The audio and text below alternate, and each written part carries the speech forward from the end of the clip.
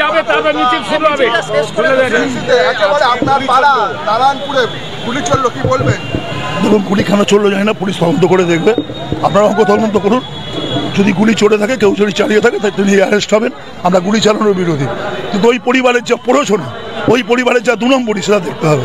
ওই পরিবারের একটা ছেলে বিদেশি ড্রাগ বিক্রি করে, ওরা সমস্ত গরিব মানুষকে ঠকিয়ে বিষয়টাকে করেন। ওদের অনেকগুলো বেআইনি বিষয়টা আছে। সামান্য ঘটনা, আমার কানে আসতে বললাম যে কি আমাদের বক্তব্য নাকি ওদের ব্যাপার। আসো তাহলে বসি, কোন জায়গায় বক্তব্য? কাফের বলা হয়েছে। কাফের কাকে আমরা বলেছি যে পরিবার মানব তাকে আমরা কাফের মনে করি যিনি মুসলিম ধর্মের নিয়ম মানে না। কোনো কথা থাকলে বলো এবং তোমার বাবাকে আমরা শ্রদ্ধা করে আমি নিজে পায়ে হাত দিয়ে নমস্কার করি, কিন্তু একটা ইস্যু তৈরি করবো, আমাকে মেলাইন করার একটা ষড়যন্ত্র হচ্ছে। এটা আমরা এলাকার মানুষ হিসেবে বুঝে নেবে। আপনারা আছেন বলবেন, আর গুলি চড়ে থাকলে যদি আমাদেরও কোনো লোক গুলি চালিয়ে থাকেন, পুলিশ তাকে অ্যারেস্ট করবে। আরে দুধ বসাই, আপনি নিজে জানেন, আমি নিজে এতদিন সাংবাদিক।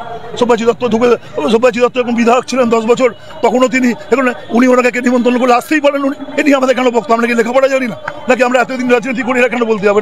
এটা হচ্ছে ওদের মানানো। উনি সব্যসাচী দত্ত বাবুকে ইউজ করে একটা বিষয়গুলো করছেন। এর সঙ্গে নিমন্ত্রণ করার কি সম্পর্ক আছে? একটা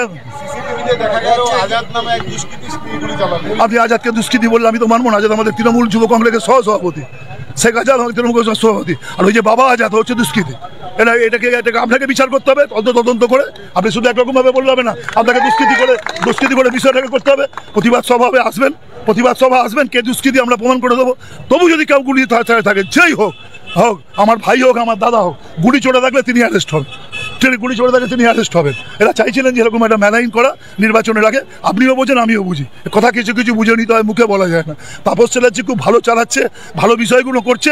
একটুখানি বিষয়টাকে করো, একটুখানি নেত্রীর কাছে তাপস চ্যাটার্জিকে খারাপ করো, অমুক জায়গায় খারাপ করো, অমুক জায়গায় বিষয়গুলো করো। এই প্ররোচনা করে লাভ হবে না। আমি শেষ লোক দেখতে যাচ্ছি, আমরা যেদি লোক মানুষের সঙ্গে আছি। নারায়ণপুর আমার পান হাট একদিনে থাকবো। কত পরিবার মানুষ ডাকে, নিউ টাউন লাগবে না, রাজের ওখানে দাঁড়িয়ে আমরা তার প্রতিবাদ আমরা ঠিক মতো করেই জানবো।